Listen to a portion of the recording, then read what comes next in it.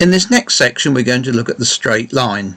We're going to look at a few different representations of the straight line, most of which you'll have seen before, some of them maybe not.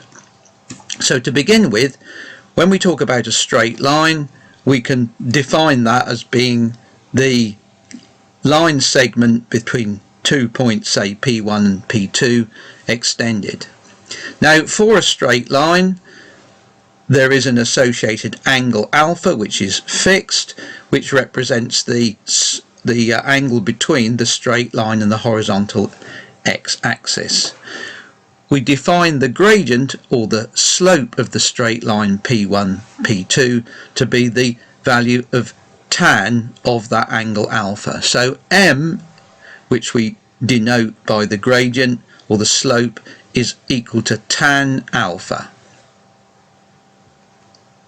So in particular, in the right angle triangle P1RP2, then tan of alpha is going to be the ratio of the opposite side to the adjacent side, and that means that tan alpha is the difference y2 minus y1 divided by x2 minus x1, where x1, x2, y1, y2 represent the x coordinates and y coordinates of P1, P2.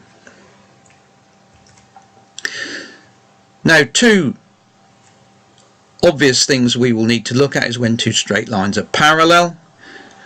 Well, they're parallel when they have the same gradient or slope. That means the tan of the angle that they make with the x-axis will be the same, so the two lines will have the same gradient, m equal m dash, for two lines to be parallel. And in particular, if the line is parallel to the x-axis, alpha will be 0, tan alpha will be 0, and m will be 0. On the other hand, if the straight line is parallel to the y-axis, then alpha will be pi divided by 2 in radians, or 90 degrees, and tan alpha will be infinite, and the slope is infinite. Now, one result that's quite useful to us in many situations is the fact that if you take two straight lines and they're perpendicular to one another, then the product of their gradients is going to be -1, as written in this box here. Why is that true? Well, a brief explanation is given here, but you don't need to know where it comes from. But if you say that one of the gradients is m and the other one's m dashed, and the associated angle with m dashed is alpha dashed, and with m is alpha, then because the straight line that's perpendicular to the one that has slope m dashed is 90 degrees further round, it's rotated by 90 degrees, then the perpendicular line with angle alpha dashed will be given by the angle alpha plus pi divided by 2. If we then try and find the gradient of the straight line with angle alpha dashed, then that will be m dashed, which is tan of alpha dashed, which is tan of alpha plus pi divided by 2. A little bit of trigonometry in a triangle, which you can check for yourself, shows that that result is minus cot alpha. Cot is 1 over tan. In other words, tan of alpha dashed is -1 over tan alpha. This trigonometric identity I gave you in the background notes at the beginning. In other words, m dashed is -1 over m, or rearranging m dashed is -1. The trig identity here, if you want, I can simply explain in the lecture. So let's look first of all at the equation of a straight line that passes through a fixed point A, h, k, with gradient m.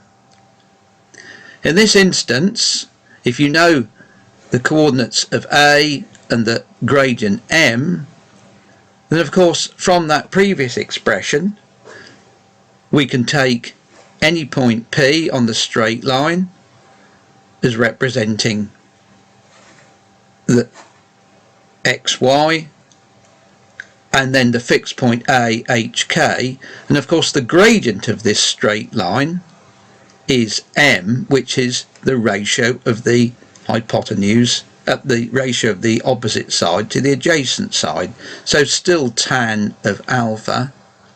That means that this ratio is equal to the fixed value m that you're given. If you rearrange that, you get the standard equation of a straight line that passes through h comma k with gradient m. Now if you rearrange that equation, which is given here at the top as equation 1, you will see that it's an expression involving the point xy, which represents a general point on the straight line, together with a constant multiple of x, a constant multiple of y, which is -1, and then some other constant. And in general, if one writes down equation 1 in the form of ax plus by plus c is 0, where a is a constant, b is a constant, c is a constant, then that's a general linear relationship or a linear equation, and that will always represent a straight line. So the equation at the top is very specific. It's talking about a straight line that passes through h comma k with slope gradient m. This is just a general equation of a straight line, and you can easily check that it's a straight line by looking at the explanation below. So for example, if a is 0 here, then this just represents y as minus c over b, which is a straight line parallel to the x-axis.